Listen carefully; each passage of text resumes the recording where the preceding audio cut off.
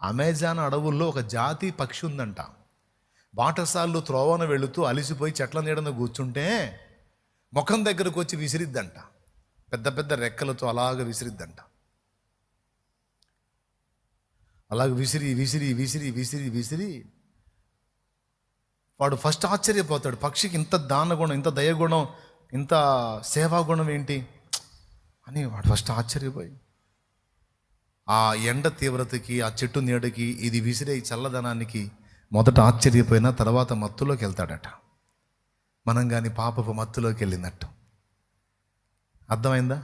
అవతలలో వచ్చి ఇసురుతా ఉంటే కొంతకాలానికి మత్తులోకి వెళ్ళి మనం ఏం చేస్తున్నామో మనకు అర్థం కానట్టు అయిపోతాం కదా. అట్లా విసిరి విసిరి విసిరి విసిరి వీడు మత్తుడు అయ్యాడు అనుకున్నప్పుడు ఒకే ఒక్క తన్నుతో దాన్ని వాడి అయిన గోళ్లతో 2 కళ్ళ గుడ్లు పీక్కొని వెళ్ళిద్దట.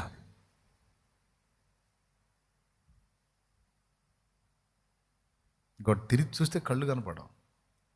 కళ్ళు లేనోడు ఇంకా దాన్ని చిక్కినట్టేగా. ఆ కళ్ళతో ఆగదు అది. ఇక వాడి దేహం అంతా పీక్కు తింటు దాన్ని ఆ కడుపు నిండి ఇందాక తినేస్తుంది.